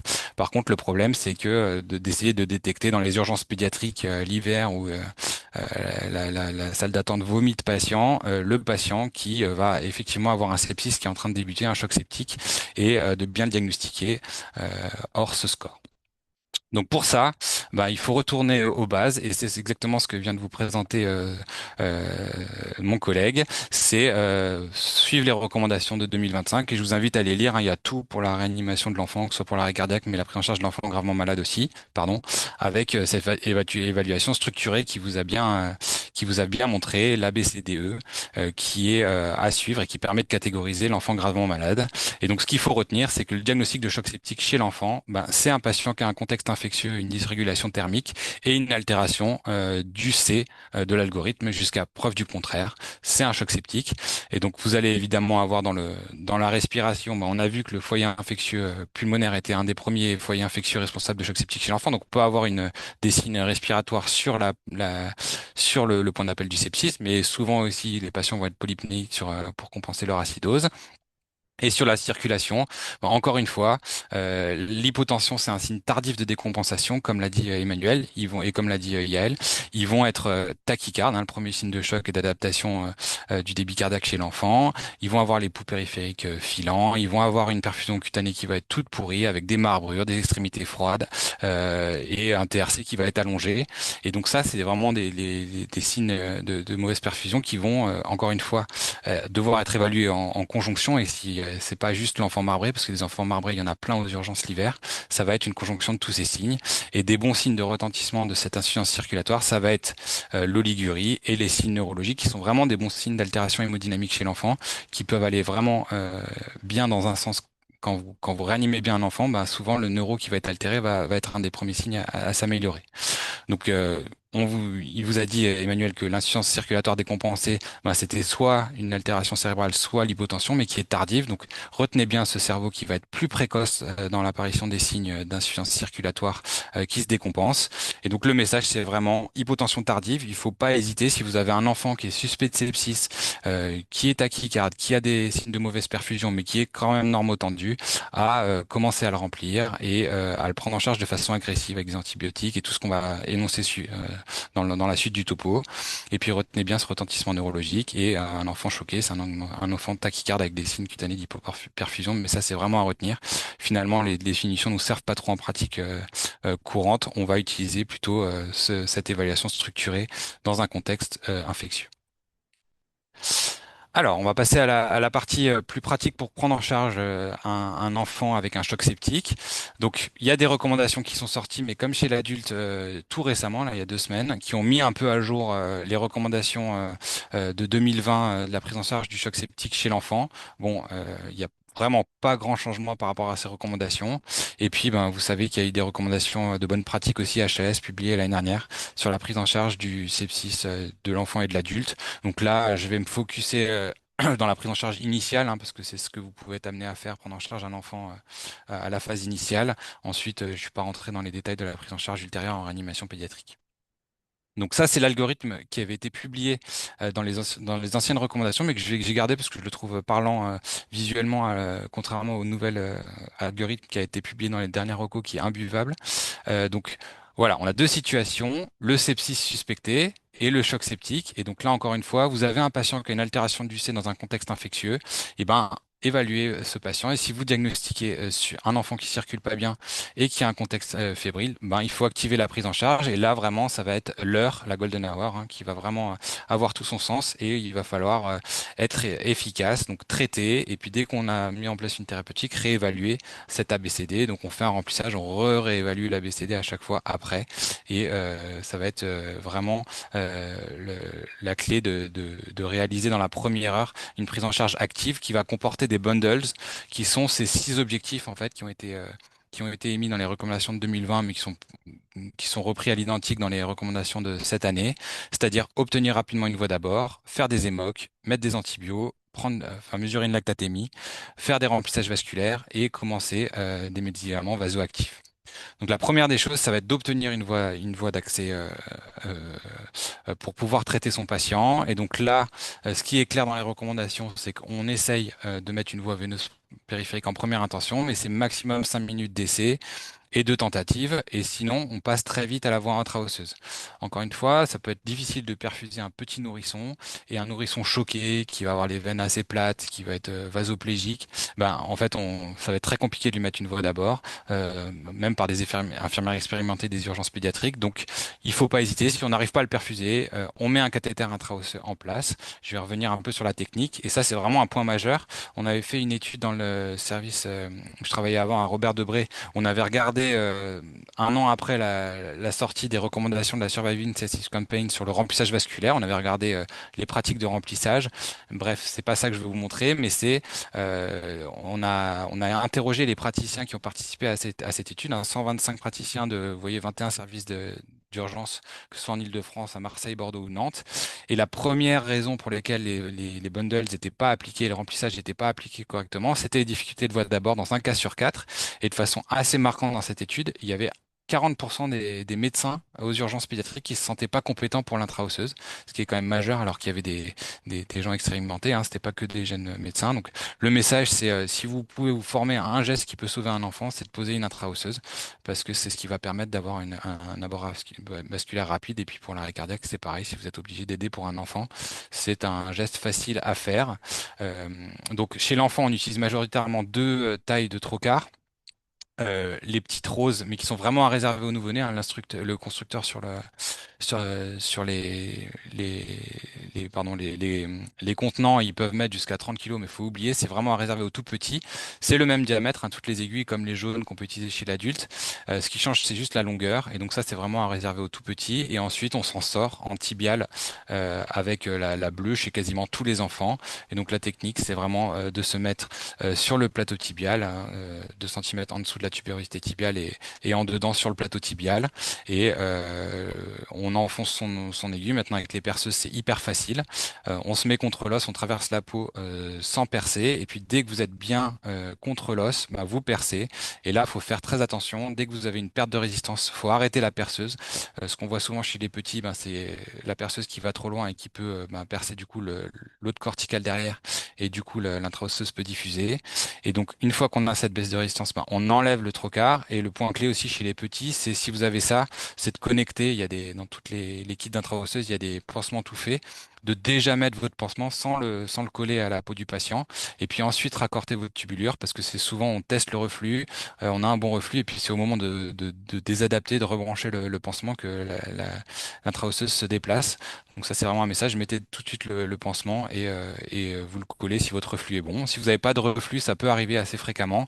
Ben, flushez un peu de sérum physiologique, hein, c'est peut-être des résidus osseux qui bougent un peu l'aiguille. Et puis ensuite, bah, vous pouvez faire ce que vous voulez avec votre intra-osseuse, faire une émoc, passer les remplissages, les amines. Et donc c'est vraiment la voie d'urgence chez l'enfant. Deuxièmement, ce que disent les recommandations, c'est de faire des hémocultures. Et là, on revient à l'introduction un peu d'épidémiologie dont on a parlé. Vous vous rappelez, 30 à 40% des sepsis, pas de documentation.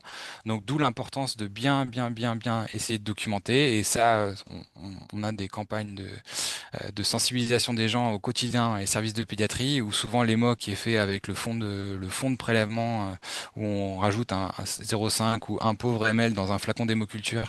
Et non, il faut pas faire ça, hein. Ça doit être le premier truc à prendre dans le bilan. Ça doit être l'hémoculture avec des bons volumes. Et donc là, vous avez dans les recommandations sepsis HAS un tableau appendix où vous avez les volumes en fonction de l'âge. Mais voilà, chez un tout petit, on prend 5 ml. Entre 8 et 14, on prend 10 ml. Et ensuite, ben, on va progressivement se rapprocher des quantités adultes à prélever. Mais ça, c'est vraiment un message important. Prenez un bon volume d'hémoculture. Et ensuite, ben, ça va être de commencer des antibiotiques à large de spectre. Les recommandations de 2026 remettent qu'il faut faire ça dans l'heure et que c'est vraiment corrélé au pronostic. Donc ça, bon, c'est visuel, hein, mais c'était une étude, mais ça c'est une étude adulte, mais je trouvais que le visuel était très intéressant. C'est vraiment la diminution de la fraction de survie en fonction du délai d'introduction de l'antibiothérapie. Et ça, c'est vraiment vrai également chez l'enfant. Donc il faut être dans ces situations de choc septique vraiment dans l'heure pour la première dose d'antibiotiques. Alors l'antibiothérapie, ben ça, il n'y a pas trop de spécificité chez l'enfant, hein. C'est les mêmes questions que vous posez vous, hein. Quel patient? Encore une fois, on a parlé en introduction qu'il y a beaucoup de patients avec des maladies chroniques, donc ça peut être potentiellement des patients qui sont colonisés, qui ont eu multiples antibiothérapies. Donc ça, faut le savoir quand on traite son malade. Est-ce qu'il a des défaillances d'organes chroniques qui peuvent conditionner le choix de l'antibiotique? Quelle est la porte d'entrée? On a vu les principales portes d'entrée communautaires tout à l'heure. Et quel pathogène responsable? Ben, ça, c'est relié à la porte d'entrée. Et donc les recommandations sont pas très claires, hein. C'est antibiothérapie à large spectre avec un ou plusieurs antimicrobiens. Donc en règle générale, les bêta-lactamines, c'est considéré comme donc les C3G comme un antibiotique à large spectre. On rajoute en général quand même un aminoside à la phase initiale du patient choqué. Donc on n'a pas le temps de tout détailler. Ça, c'est des propositions qu'on avait fait dans l'EMC, de l'antibiothérapie de première ligne, que ce soit pour communautaire ou nosocomial. Donc je vais pas m'étendre. C'est juste si vous avez un patient multicolonisé, enfin qui a des colonisations RGR multirésistants, en termes de PNM, on utilise plutôt le méroPNM sur le meilleur profil pharmacocinétique chez l'enfant et qui apporte moins de volume, comme bêta-lactamine de secours. Et les dernières recommandations, on statue un peu parce que la grosse tendance, c'est de faire de l'IV continu pour les antibiotiques, mais pour l'instant, on n'a strictement aucune preuve sur la réduction de la mortalité chez l'enfant. Donc voilà, il se prononce pas sur le fait de faire du continu ou du discontinu, pour l'instant, même dans les nouvelles recommandations. Quand on parle d'antibiothérapie, ben, faut parler de la source contrôle toujours. Donc ça, c'est devenu une revue adulte, hein, mais c'est valable pour la pédiatrie. Quand vous avez un enfant avec un choc septique pédiatrique, ben, il faut s'astreindre à trouver la source de l'infection et si on peut, on la draine. Donc on a quand même des pleuropnéopathies, on a parlé des points d'appel ORL. Pas hésiter à contacter le chirurgien pour drainer rapidement le point d'infection en parallèle de la prise en charge initiale. Enfin, mesurer la lactatémie en quatrième point. Donc ça, c'est, vous avez vu que l'hyperlactatémie initiale, ben, le seuil a été mis à 5 là pour le diagnostic de choc septique, mais en fait, c'est vraiment corrélé au seuil, la mortalité chez l'enfant, hein. Il y a plusieurs seuils qui ont été publiés. Bon, vraiment, le score de 5 a été pris dans les nouvelles définitions. Et ce qui est important surtout dans cette prise de lactatémie initiale, c'est ce qui va nous intéresser, nous, dans les premières heures, ça va être la clairance du lactate, qui est un bon signe en coordination avec l'évaluation hémodynamique globale clinique et paraclinique du patient, d'avoir une bonne réponse quand on a une clairance du lactate dans les 8 à 24 premières heures. C'est un des meilleurs critères pronostiques.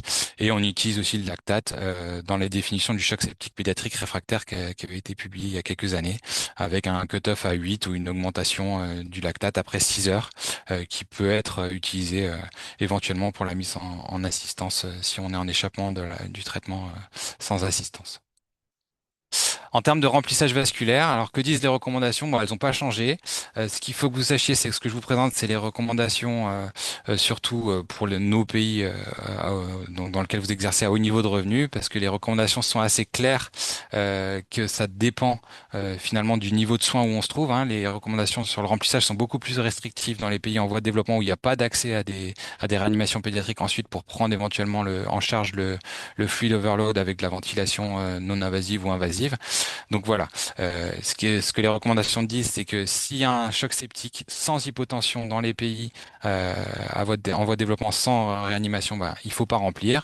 S'il y a des signes de fluid overload, on remplit pas non plus. Donc ça, c'est ce que disait Emmanuel sur l'évaluation ABCD, hein. Bien penser à évaluer votre précharge avant de remplir les enfants. Soit dit en passant, les enfants, notamment les tout petits, sont beaucoup plus composés d'eau et sont beaucoup plus à risque de se déshydrater. Donc il y a souvent dans toutes les pathologies aiguës de l'enfant une part hypovolémique, donc il faut pas hésiter à remplir.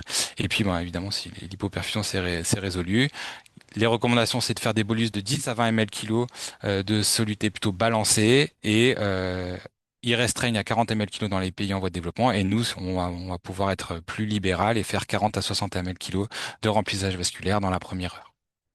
Alors comme chez l'adulte, ben on essaye de plus remplir massivement avec du sérum physiologique, hein, parce que ça donne des acidoses métaboliques hyperchlorémiques, des inflammations systémiques, des lésions rénales.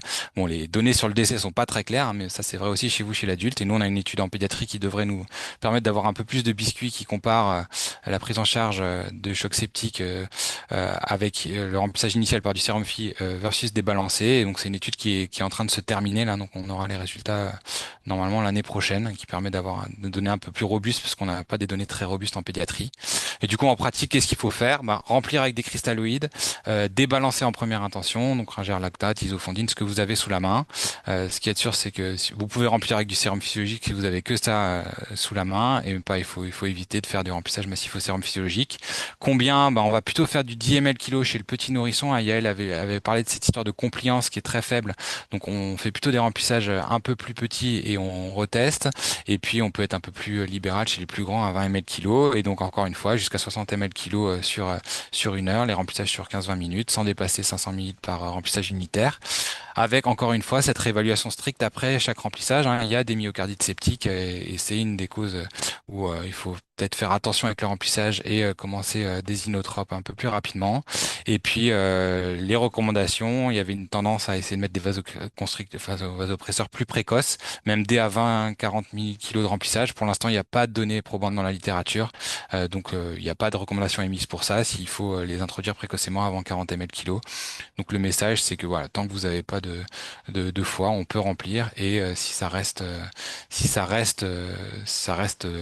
péjoratif la perfusion cutanée de votre patient, et, euh, et donc il faut mettre en place des vasopresseurs. Donc pour les vasopresseurs, c'est pareil. Les recommandations sont pas hyper claires. Donc ça, c'est la recommandation 2020-2026. 2020, bon, ce qu'il y a de sûr, c'est qu'on utilisait beaucoup la dopamine chez l'enfant avant. Donc, il y a des études qui ont montré la supériorité de la noradré et de l'adré sur la dopamine. Par contre, pour l'instant, on n'a pas d'études robustes en pédiatrie qui montrent la supériorité soit de l'un, soit de l'autre. Donc, les recommandations, vous voyez, mettent qu'il n'y a pas de niveau de preuve suffisant pour recommander en première intention soit la noradré, soit l'adrénaline. On fait beaucoup de noradrénaline, nous, en Europe, et les Nord-Américains sont plutôt à de l'adrénaline en première ligne. Bon, ça reste assez séduisant dans le cadre du choc septique, de mettre plutôt de la noradrénaline, puisque c'est des patients très vasoplégiques. Ça, c'est ce qui était fait avant. Dans certaines recommandations américaines, on catégorisait le patient en choc chaud, choc froid, plutôt de la noradrénaline si le patient est en choc chaud, vasoplégique, plutôt de l'adrénaline si le patient est en choc froid. Bon, ça a été bien montré depuis que c'est pas valable chez l'enfant, hein. Comme l'ont dit mes collègues avant, l'enfant va avoir des signes de mauvaise perfusion beaucoup plus rapides que la baisse de tension. Il va être vasoconstricté de partout. Et il va être plutôt en choc froid, hein. La proportion de choc froid est quasiment un patient sur deux en pédiatrie, alors que c'est beaucoup moins de chez l'adulte. Et donc, faut pas utiliser juste cette impression clinique pour décider de la mine qu'on met en première intention. Donc, moi, je recommande plutôt de mettre de la noradrénaline, sauf si vous avez des signes de précharge à l'examen ou si vous savez faire une écho, ce que probablement vous savez tous faire. Vous voyez, s'il y a une grosse dysfonction évidente, bah, plutôt mettre l'adrénaline qui est un peu plus inotrope. Voilà. En tout cas, le message vraiment des recommandations, c'est qu'il faut les commencer précocement si le remplissage vasculaire est inefficace. Et il faut pas avoir peur, hein. C'est un patient pédiatrique qui a une toute petite voie veineuse. Clairement, on met sa noradré ou son adré dessus et il sera toujours temps en réa de passer à un cathé central pour compléter. Donc ça, c'est juste un petit tips pour si vous voulez reconstituer une seringue d'amine en pédiatrie. Pour faire la posologie de 0,1 gamma kilominute pour laquelle on commence l'une ou l'autre amine à 1 ml/heure, suffit de prendre 0,3 mg kilo de l'amine choisie et de compléter à 50 avec soit du Phi, soit du G5. Et voilà, c'est une formule assez facile que vous pouvez utiliser avec ces amines. Alors quand on fait ça, voilà, des objectifs thérapeutiques précis. Encore une fois, cette clinique, l'ABCD, n'hésitez pas. La pression artérielle, on a dit qu'elle était souvent préservée chez l'enfant, mais quand elle est anormale, il faut vraiment s'astreindre à la normaliser parce que c'est un signe de décompensation tardif et c'est un signe de gravité en tant que tel. Les recommandations n'ont pas réussi à se mettre d'accord sur ce qu'il fallait viser. Voilà, vous avez des formules pour la PAM au 50e percentile, 1,5 fois l'âge plus 55, que vous pouvez éventuellement retenir. Et puis les recommandations de l'ESPNIC, Société européenne, pour l'enfant de plus de 12 ans, c'est plus de 65, un peu comme chez l'adulte. Mais encore une fois, c'est pas le seul objectif thérapeutique, faut le prendre avec une conjonction de signes. Donc les mesures associées dès les urgences, c'est l'oxygénothérapie. Bien contre la glycémie, les enfants sont plus à risque d'hypoglycémie. La calcémie, comme l'a dit Yael, un tout petit nourrisson, il va avoir vraiment besoin de calcium pour que ses artères et son cœur fonctionnent correctement. Donc pas hésiter à les charger. Et puis la corticothérapie, dans les recommandations, c'est réservé aux patients qui ont des antécédents. Et pour l'instant, il n'y a plus de recommandations émises sur le fait d'en mettre si on escalade les amines. Alors je termine par ça, l'intubation dans le choc septique pédiatrique, elle en a parlé un peu Yael, mais Ça, c'est vraiment, je pense, le risque. Alors, effectivement, il y a des bénéfices à intuber un patient en choc septique. Ça va baisser sa consommation en oxygène, ça va optimiser son transport, ça va redistribuer le débit cardiaque. Mais il y a pas mal de risques avec les hypnotiques, hein, qui ont tous les effets secondaires que vous connaissez, et aussi la laryngoscopie chez un tout petit, hein, qui peut induire une stimulation vagale s'il n'est pas suffisamment induit. Et comme le débit cardiaque chez le tout petit est majoritairement dépendant de la fréquence cardiaque, bah, s'il bradycarde, ça peut mal se passer. Et donc le message, en plus, voilà, ça c'est une glotte d'adulte facile à voir. Vous voyez, chez le petit, ça peut être comme ça, hein, chez un nouveau-né, un petit nourrisson. Donc ça peut être plus compliqué quand on n'a pas l'habitude. Donc le message, c'est vraiment, et c'est ce qui est mis dans les recommandations, c'est jamais une urgence d'intuber, sauf s'il y a une indication formelle neurologique ou respi. La priorité, c'est de bien mettre des antibiotiques préoxygénés, remplir son patient et mettre des amines. Et vous voyez que même pour les chocs septiques réfractaires, ben, les recommandations ne donnent pas de recommandations pour intuber le patient de façon systématique. Voilà, donc en conclusion, le choc septique de l'enfance, il faut le diagnostiquer précocement, c'en est un jusqu'à preuve du contraire. Encore une fois, même si la tension est normale, vous faites votre évaluation ABCD et quand vous prenez en charge, vous réévaluez à chaque fois. Ayez des objectifs précis, l'antibiothérapie à large spectre après les émocs, remplir, mettre des amines et puis essayer de respecter ces bundles dans la première heure et puis rapidement transférer les patients en USC réanimation pédiatrique. Voilà. Je vous remercie pour votre attention et je pourrai répondre à vos questions. Merci beaucoup pour cette présentation. Est-ce qu'il y a des questions?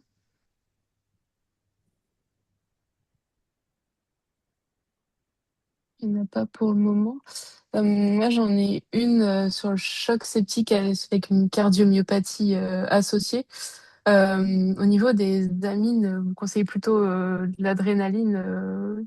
Il a déjà des grosses doses de noradré, par exemple, associé de l'adrénaline plutôt qu'un otinotrope ou Alors, le sachant patient qu'il... qui est déjà sous bonne dose de noradrénaline, moi j'ai plutôt l'habitude de lui rajouter de la dobutamine Ouais, en association. Après, voilà, si il n'y a pas encore d'amine, éventuellement plutôt commencer par de l'adré alors, s'il y a déjà des signes de myocardite septique. Mais sinon, bon, si le patient est déjà sous noradré, la dobu c'est très bien, on peut jouer sur l'un et puis sur l'autre après.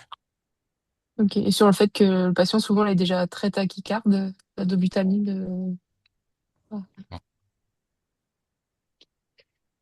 Il y a une question dans le chat. Y a-t-il une raison particulière expliquant le manque de documentation des chocs septiques pédiatriques? Difficulté d'abord, interrogation. Ouais, bah c'est une des caractéristiques principales, hein, et c'est ce que je disais un peu dans le topo aussi, c'est que souvent, ben, quand on voit faire en pratique, ben, les infirmières sont pas forcément bien sensibilisées au volume dont il y a besoin pour une hémoculture pédiatrique, donc souvent assez un petit, il faut pas lui prendre trop de sang et on prend des petits volumes, donc là, je pense qu'il y a pas mal d'améliorations encore de ce côté-là, mais c'est probablement une des raisons, hein, c'est la difficulté de voie d'abord et puis les prélèvements qui sont pas suffisants. Donc c'est voilà, d'où le message de prélever des bons volumes d'hémoculture avant de balancer la sauce. Et moi, j'avais une petite question sur le monitorage, on va dire, hémodynamique, puisque les recommandations chez l'adulte conseillent enfin, ça met un petit peu de temps à arriver, mais globalement, de plus forcément faire un remplissage massif systématique, mais de guider assez vite le remplissage par du monitorage invasif ou non invasif. Est-ce que vous suivez la même tendance aussi chez l'enfant à essayer de monitorer la réponse au remplissage pour avoir la Oui, bonne oui, juste oui. dose? Ouais, tout à fait. On fait la même chose. Après, les marqueurs de précharge sont pas forcément les mêmes validés, hein. Peut-être pas rentrer dans le détail, on n'a pas trop le temps, mais en tout cas, ouais, on fait aussi un monitorage avancé, voilà, sur les critères de réponse. Emmanuel a parlé de l'écho pulmonaire, on le sert aussi, on l'utilise aussi pour évaluer l'eau intrapulmonaire. On met très peu de picots chez l'enfant, sauf dans les chocs où on s'en sort pas. Euh, et, voilà, en général, on gère avec avec le KTA, les coqueurs. Et voilà. Ok, bon bah il commence à se faire doucement tard, donc on va Ok. clôturer la session. Merci beaucoup pour ce topo et même plus généralement ces trois topos. Merci aux trois orateurs. Vous retrouverez la session enregistrée sur YouTube si vous le souhaitez. On remercie encore nous notre partenaire l'APA qui nous permet de faire des webinaires toute l'année. Et voilà, merci encore à tous et à bientôt, j'espère pour une prochaine session. Merci à vous, merci à tous. Bonne soirée. Merci, ciao. Merci.